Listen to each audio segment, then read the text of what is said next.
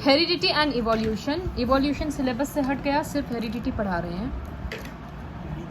जैसे यहाँ फोटो में बहुत सिंपल में दिया है, हम लोगों को पता है कि सेक्सुअल रिप्रोडक्शन में 2 पेरेंट से मिलकर एक प्रोजेनी बनता है। तो फादर और मदर जब दोनों का जीन्स मिल रहा है तो वो चाइल्ड में वेरिएशंस आता है, उसको बोलते हैं वेरिएशन। यहाँ पर जैसे एक है, फर्स्ट जनरेशन में स्टार्ट हुआ, सब कुछ ब्लू है। जब सेकेंड जनरेशन में पहुंचे तो ये सेक्सुअल रिप्रोडक्शन में क्या होता है, डीएनए वगैरह कॉपी होता है, वो प्रोसेस में थोड़ा बहुत गलती होता है जिसकी वजह से चेंजेस आता है। तो वैसे यहाँ पर चेंज आया, उसका सपोज टॉप पोर्शन रेड हो गया, बॉटम एक में ग्रीन आया। अब जब ये किसी दूसरे के साथ रिप्रोड्यूस करेगा या अपने ही काइंड के साथ, तो वो रेड वाला वेरिएशन तो रह जाएगा ना, और साथ में नया वेरिएशन भी आने का चांस है, तो वो नया वेरिएशन और आ गया। इसी तरह से जब ये रिप्रोड्यूस कर रहा था तो ग्रीन तो रह जाएगा, साथ में और नया नया वेरिएशन जुड़ते ही जा रहा है। अब जब ये रिप्रोड्यूस करेगा तो धीरे धीरे क्या हो रहा है, वेरिएशन एक्यूमुलेट होते जा रहा है और इंक्रीज होते जा रहा है। जो एक बार वेरिएशन आ गया वो तो रह ही जा रहा है, और साथ में हर एक जनरेशन में कुछ कुछ नया भी आ रहा है। वेरिएशन हम लोग रिप्रोडक्शन चैप्टर में पढ़े थे, बहुत इंपॉर्टेंट होता है, क्योंकि अगर सराउंडिंग्स चेंज हो जाता है तो एक ऑर्गेनिज्म तभी उसमें अडेप्ट कर पाएगा अगर उसके पास कुछ एक चीज़ अलग रहेगा, या सर्वाइवल स्किल उसके पास रहेगा, कुछ सर्वाइवल एडवांटेज रहेगा। फिश का एग्जाम्पल से उसमें समझाए थे रिप्रोडक्शन में कि अगर एक पॉन्ड में पानी ग्लोबल वार्मिंग की वजह से गर्म होते जा रहा है तो वो फिश जो गर्म टेम्परेचर को, हाई टेम्परेचर को सर्वाइव नहीं कर पाएगा, वो मर जाएगा। और जिसके डीएनए में ऐसा रहेगा कि वो we can resist high temperature, that will survive. तो variation is important for survival. हम लोग इसमें ये पढ़ेंगे, हेरिडिटी मतलब यही सब कैरेक्टरिस्टिक्स को ट्रेट्स भी बोलते हैं। जैसे टॉलनेस, ह्यूमन बींग्स के लिए क्या कैरेक्टरिस्टिक्स होगा, एक हाइट होता है, तो हाइट में क्या होता है, 2, टॉल और शॉर्ट। फिर कंप्लेक्शन होगा, इस तरह से होता है। तो इनहेरिटेड ट्रेट्स क्या होता है, इनहेरिटेड ट्रेट्स मतलब जो ट्रेट हम लोगों को अपने पेरेंट्स से मिलता है उसको इनहेरिटेड ट्रेट्स बोलते हैं। इसका अपोजिट होता है एक्वायर्ड ट्रेट्स, जो कि इवोल्यूशन में था लेकिन वो पोर्शन स्किप हो गया। इसका अपोजिट टर्म है एक्वायर्ड ट्रेट। दोनों में डिफरेंस क्या है, जैसे कभी कभी हम लोग देखते हैं कि अगर दोनों पेरेंट डॉक्टर है तो बच्चा ऑलरेडी बहुत इंटेलिजेंट होता है मैक्सिमम केसेस में। इसका मतलब उसका जो वो मेमोरी है, उसका जो ब्रेन का पावर है, इंटेलिजेंस है, वो इनहेरिट किया है अपने पेरेंट्स से।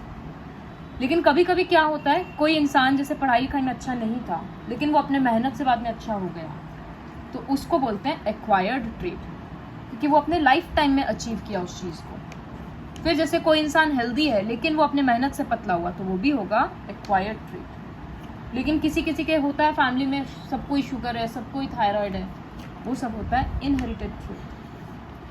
तो इनहेरिटेड जो पेरेंट्स से मिल रहा है, एक्वायर्ड मतलब जो हम लोग लाइफ टाइम में अचीव कर रहे हैं।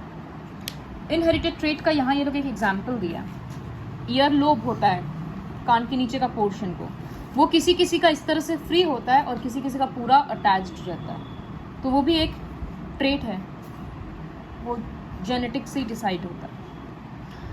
तो ग्रेगर मंडल बोलकर एक साइंटिस्ट था, वो बहुत सारा एक्सपेरिमेंट्स किया ये देखने के लिए कि किस तरह से, मतलब कैसे पता चलेगा कि अगर एक टॉल पेरेंट एक शॉर्ट पेरेंट है तो जो उनका बच्चा होगा वो कैसा होगा, टॉल होगा या शॉर्ट होगा, इस तरह से। तो वो किस में एक्सपेरिमेंट किया, ह्यूमन बींग्स में तो कर नहीं सकता था, वो गार्डन पी में किया।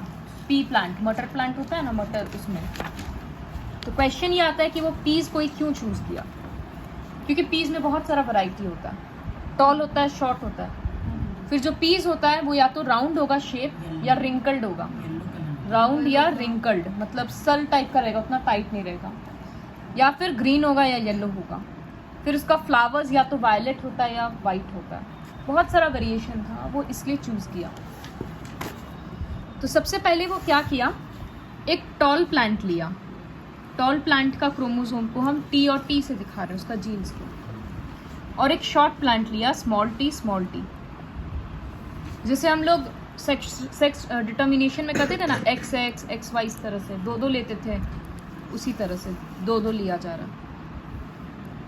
तो जनरली ऐसे अगर हम लोग क्या एक्सपेक्ट करेंगे कि जो ऑफ स्प्रिंग हो वो मीडियम हाइट का होना चाहिए था, लेकिन हम लोग ऑब्जर्व क्या करेंगे कि सारा ही ऑफ स्प्रिंग टॉल था। वो क्यों हुआ? रिप्रोडक्शन के टाइम पे हम लोगों को क्या पता है, जैसे ह्यूमन बींग्स का से तुम लोगों को अच्छे से पता होगा 44 + XX होता है, तो उसको स्प्लिट करके लिखवाते थे 22 + X 22 + X, है ना, क्योंकि जो रिप्रोडक्टिव सेल होता है उसमें क्रोमोसोम का नंबर हाफ हो जाता है।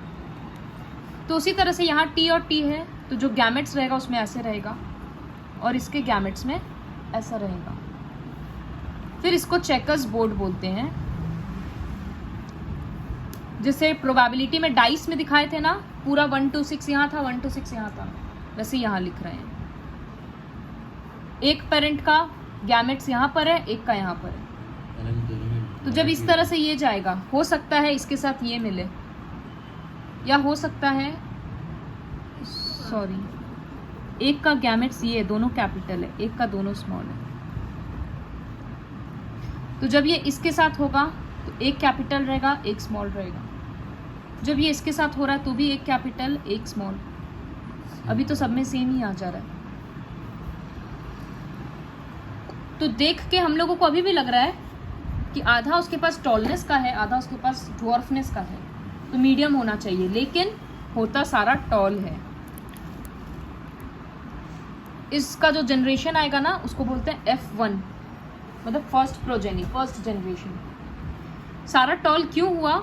इसका मतलब हाइट टॉल होने के लिए अकेला T ही काफ़ी था, एक कैपिटल होना ही काफ़ी था। तो इसका मतलब T डोमिनेंट है। डोमिनेंट है मतलब वो अगर अकेले रहेगा तो उसी का कैरेक्टरिस्टिक एक्सप्रेस होगा। प्लांट शॉर्ट तब होता जब दोनों स्मॉल होता। अब ये जो F1 है इसका टाइप क्या बना? Small T capital T small T. अब सपोज इस टाइप का 2 प्लांट रिप्रोड्यूस करेगा, तो F2 के लिए क्या होगा? एक प्लांट है ये और दूसरा प्लांट है यही।